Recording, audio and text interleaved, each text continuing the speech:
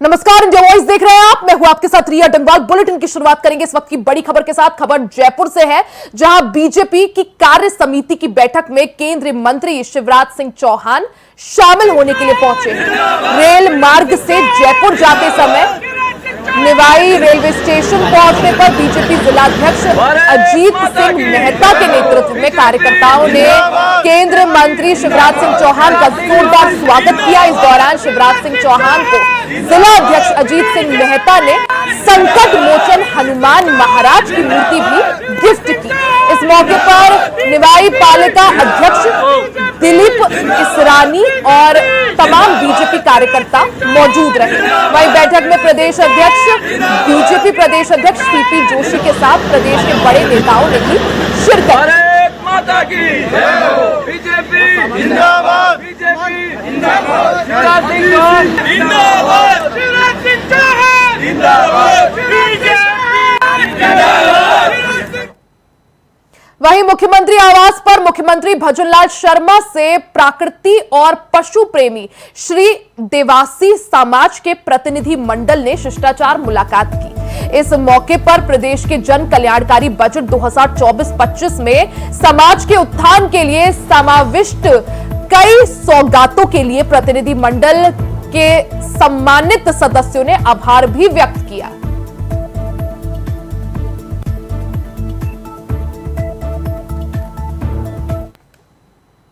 अगली खबर लखनऊ से है, जहां सपा प्रमुख अखिलेश यादव ने एक्स पर पोस्ट कर पीडीएफ फॉर्मूले को सभी वर्गों के लिए बेहतर बताया। अखिलेश यादव ने विधायक के बयान को आधार बनाकर बीजेपी को जमकर घेरा। उन्होंने कहा कि जन विरोधी नीतियों के चलते बीजेपी में अंतर्कलह चल रही है। इसके साथ ही 2027 में सपा की मजबूत सरकार बनने का अखिलेश यादव ने बड़ा दावा भी किया। बीजेपी में आने वाले दिनों में उनके नेताओं का पाला बदलने का सिलसिला तेज होने की भी अखिलेश यादव ने बात की है।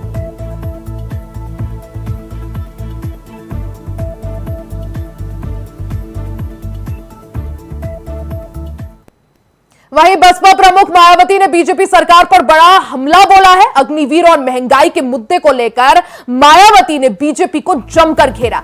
बसपा सुप्रीमो ने एक्स पर पोस्ट कर लिखा, सेना में अग्निवीर का मामला देश हित से जुड़ा, इस पर लोगों की चिंताएं बरकरार है। सरकार महंगाई, गरीबी और बेरोजगारी जैसे मामले पर सरकार सिर्फ इधर उधर की बात कर रही है।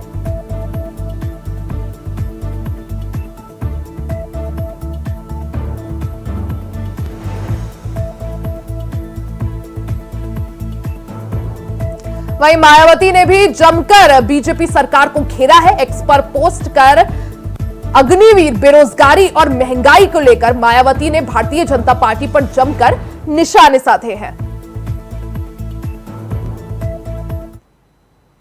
वहीं जौनपुर के बदलापुर विधायक रमेश चंद्र मिश्रा का एक वीडियो सोशल मीडिया पर जमकर वायरल हो रहा है, जिसमें उन्होंने अपने ही सरकार को घेरते हुए कहा कि जिस तरह से समाजवादी पार्टी ने जनता में भ्रम की स्थिति पैदा कर दी है, ऐसे में अगर शीर्ष नेतृत्व यूपी में कुछ कड़े कदम नहीं उठाती है तो 2027 में बीजेपी की सरकार नहीं आएगी। तो वहीं बीजेपी के एक और नेता राजेंद्र प्रताप सिंह उर्फ मोती सिंह ने भी भ्रष्टाचार को लेकर अपनी ही सरकार को घेरा है और जमकर हमला भी बोला है। क्या कुछ कह रहे हैं आपको सुनवाते हैं।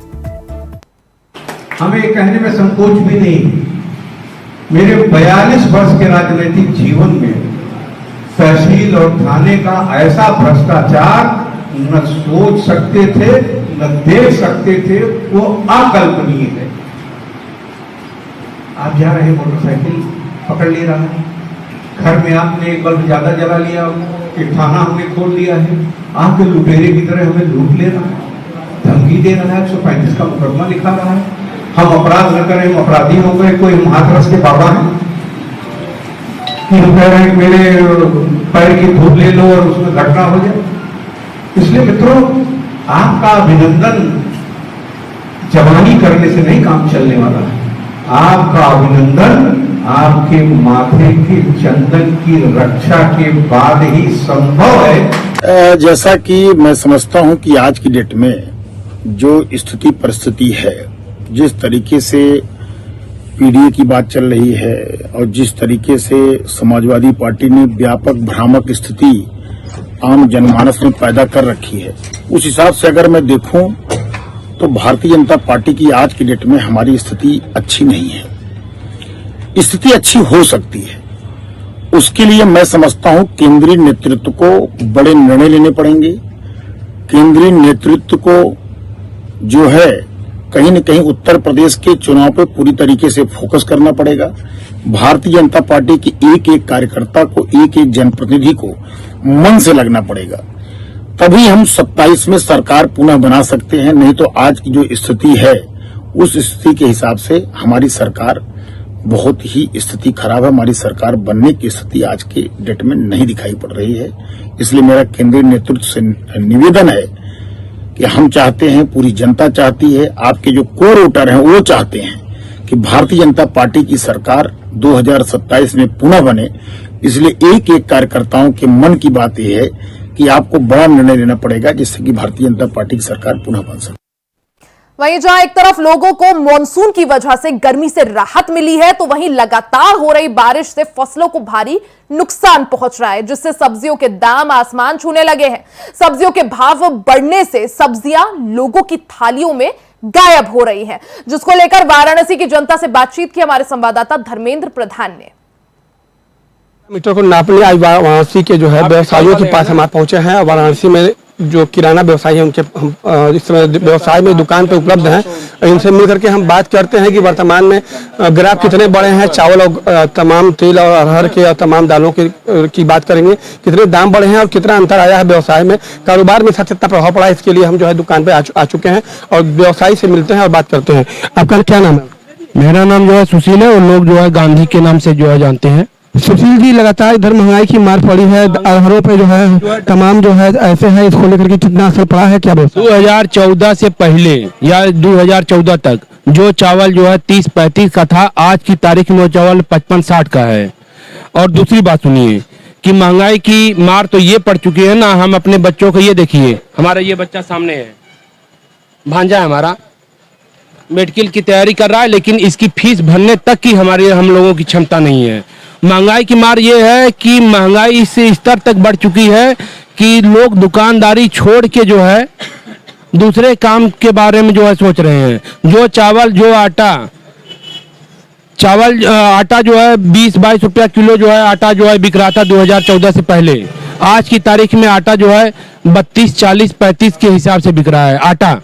चावल जो है 30-32 का बिकने वाला आज की तारीख में 55-60 का हो चुका है। दाल की बात करें तो दाल की बात है 2014 से पहले 120 तक की दाल बिकती थी, रहर की दाल, एक नंबर की अव्वल दर्जे की दाल। आज की तारीख में वो 180 रुपए की दाल है, कौन खाएगा? उससे अच्छा लोग बोलते हैं कि मुर्गा मछली खा लो।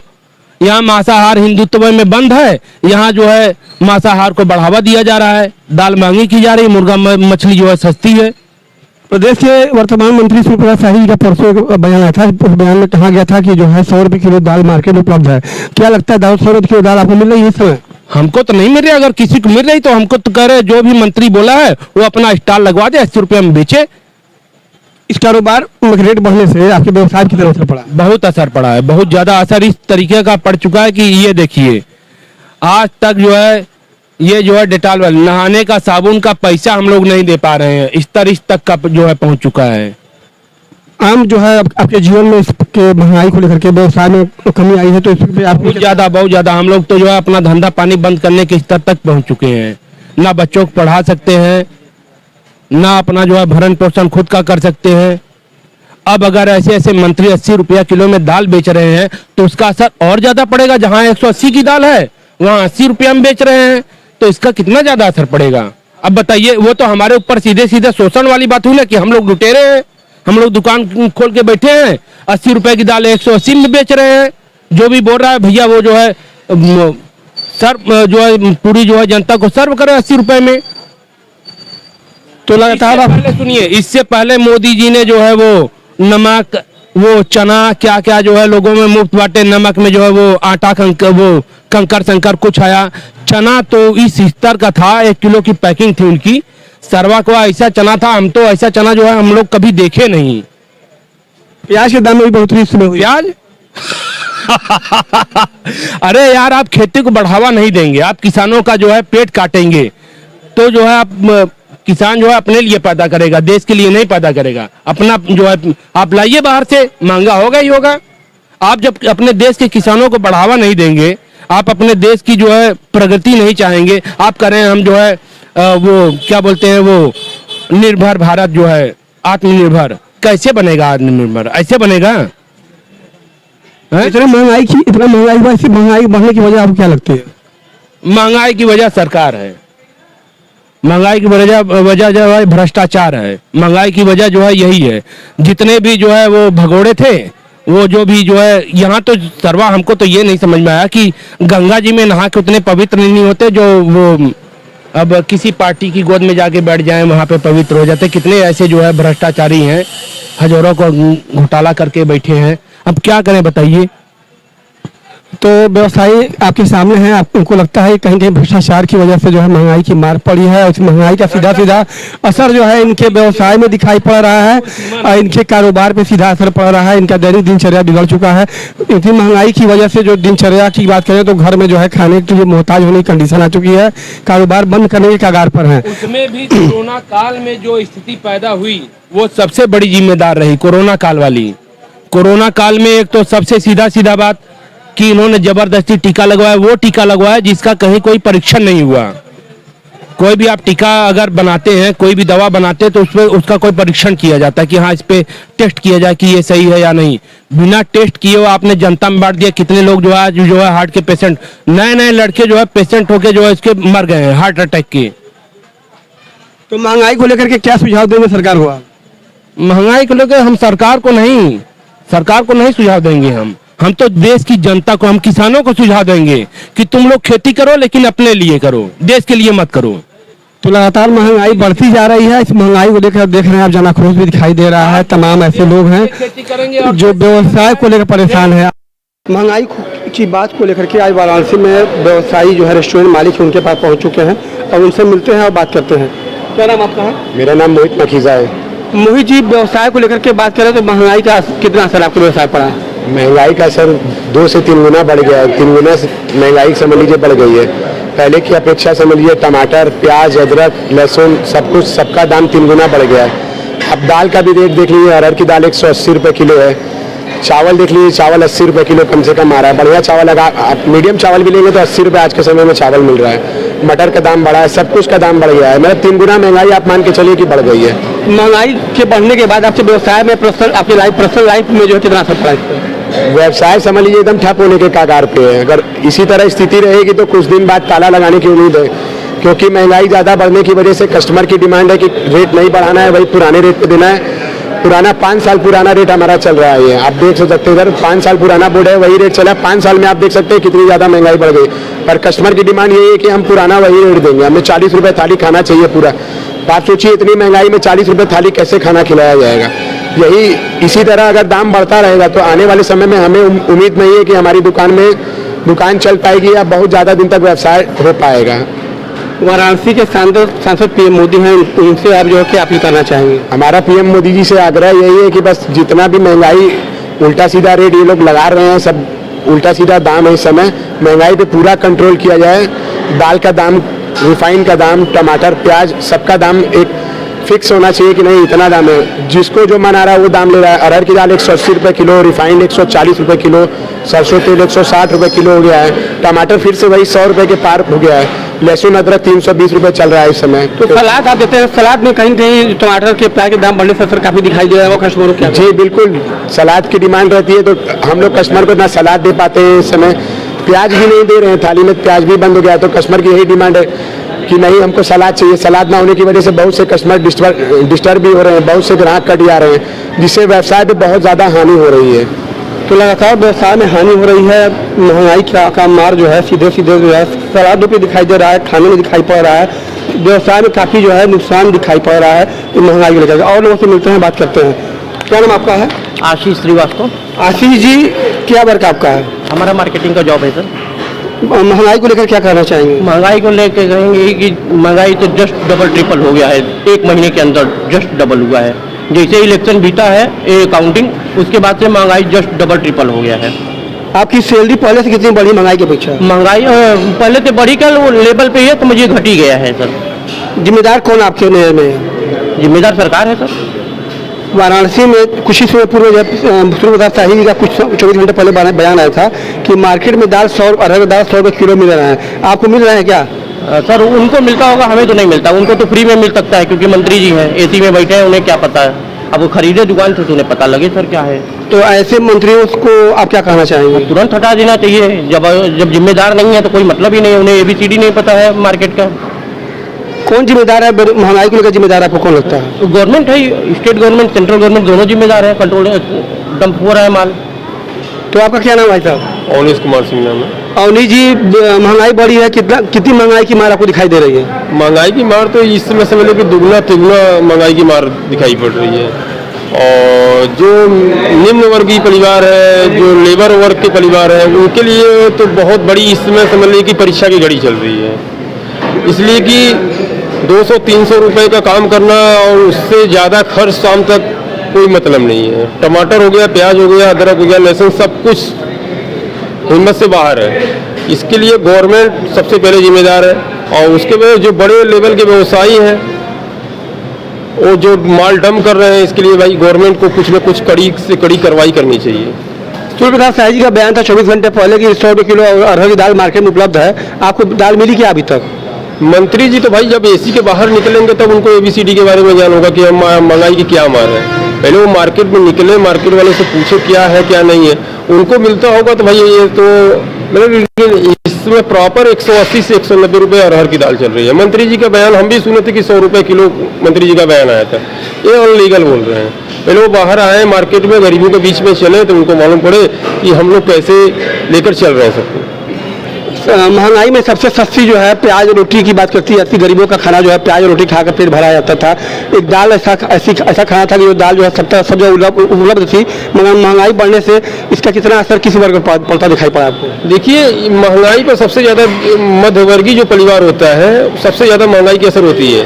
और जो भाई उच्च स्तर की फैमिली है, जो उस स्तर के परिवार है, उनको कोई दिक्कत नहीं है। मध्यवर्गीय परिवार हमेशा मार खाया जाता है। और भाई उसमें लेबर वर्क है और छोटा मोटा नौकरी वाले हैं, छोटा मोटा व्यवसायी है, भाई उनके ऊपर बहुत ज़्यादा असर पड़ रहा है। महंगाई पर हमारे प्रधानमंत्री जी का संसदीय क्षेत्र ये बनारस है, उनको तो भाई सोचना चाहिए कि यहाँ पर थोड़ा सा फैक्ट्री और रोजगार की व्यवस्था किया जाए। उससे क्या होता है कि थोड़ा सा सबको रोजगार भी मिलेगा और महंगाई भी थोड़ा सा, वो प्रधानमंत्री है यहाँ के और यहाँ के सांसद भी है, तो थोड़ा सा उनको कंट्रोल भी करना चाहिए। महंगाई पर सेंट्रल गवर्नमेंट और यूपी गवर्नमेंट को लगाम लगाना चाहिए। तो लगातार महंगाई को लेकर सरकार को घेरे में है लोगों का, काफी जनता का यह कहना है कि इस महंगाई पर जो है कहीं न कहीं से अंकुश सरकार को लगानी चाहिए, जमाखोरों पर बड़ी कार्रवाई करनी चाहिए। महंगाई के बढ़ने से निचले तबके के लोगों पर सीधा असर पड़ा है, कहीं कहीं व्यवसाय में भी गति धीमी हुई है और व्यवसाय बंद करने के कगार पर है।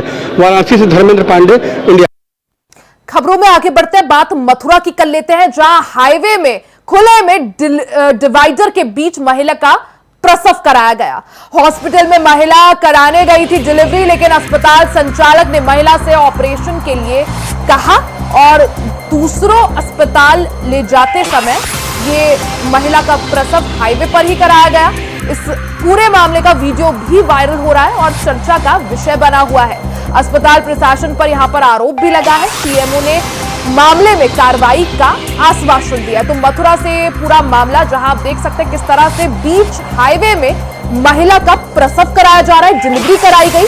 हालांकि महिला अस्पताल पहुंची थी अपनी डिलीवरी के लिए, लेकिन वहां पर अस्पताल प्रशासन ने महिला को हायर सेंटर में जाने को कहा, जिसके बाद महिला जब अस्पताल से बाहर निकली तो बीच हाईवे में ही महिला की डिलीवरी कराई गई। तस्वीरें आप देख सकते हैं, इस पूरे डिलीवरी का वीडियो भी वायरल हो रहा है, जिसके बाद काफी ज्यादा ये पूरा मामला चर्चाओं में है।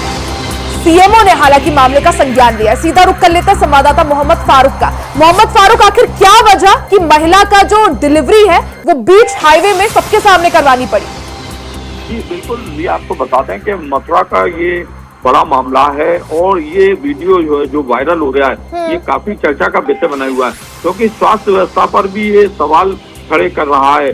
महिला का प्रसव खुले में कराना, हाईवे के डिवाइडर के बीच महिला का प्रसव होना, नहीं, क्या एम्बुलेंस की सुविधा नहीं दी गई थी अस्पताल की तरफ से? जी बिल्कुल, अस्पताल की तरफ से एम्बुलेंस की सुविधा नहीं दी गई थी।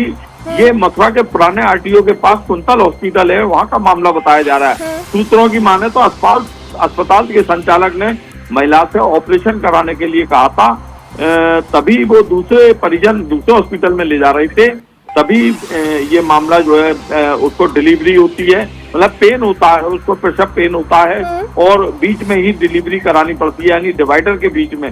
तो इस तरीके से जो एक महिला सम्मान की बात है, नारी सम्मान की जो सरकार की ओर से बात है, वो उस पर कहीं ना कहीं जो है ये अस्पताल पलीता लगाते हुए नजर आ रहे हैं। बिना डॉक्टर के बीच हाईवे में यहाँ पर डिलीवरी कराई गई? जी बिल्कुल, बिना डॉक्टर के ये बीच हाईवे में डिलीवरी का ये वीडियो वायरल हुआ है। कुछ आसपास के अस्पताल के लोग जरूर कर्मी यहाँ पर वीडियो में दिखाई दे रहे हैं और अभी इसकी सीएमओ से बात करी है। अजय कुमार वर्मा है मथुरा के सीएमओ, उन्होंने कहा है कि हम इसका दौरा करके आए हैं, देखकर आए हैं और ये जांच का विषय है, जांच में जो भी दोषी होगा। अस्पताल के खिलाफ यहाँ पर किस तरह की कार्रवाई? जी बिल्कुल, अस्पताल के खिलाफ भी कार्रवाई बनती है, बिल्कुल, क्योंकि अस्पताल के जो संचालक हैं उनको द्वारा जो है महिला को एम्बुलेंस की व्यवस्था करानी चाहिए थी, या कहीं वो दूसरी जगह जा रहे थे तो उनके लिए एम्बुलेंस होनी चाहिए थी। और प्रसव पीड़ा तेज होने पर महिला को बीच डिवाइडर पर ही एक आशा कार्यकर्त्री द्वारा जो है प्रसव करा दिया गया। ये एक बहुत बड़ी बात देखने की आई है। और अगर अभी जच्चा बच्चा की बात करें, दोनों अभी सुरक्षित ठीक हालत में? जी बिल्कुल, जो है सीएमओ अजय कुमार वर्मा ने बताया है कि अभी जो है महिला स्ट्रेस में है थोड़ा, और जो एक बच्ची को उन्होंने जन्म दिया है, बच्ची भी पूरी तरीके से स्वस्थ है, लेकिन इस पर जो है जांच चल रही है और जांच में जो कुछ सामने आएगा उस पर जो है जरूर कार्रवाई होगी।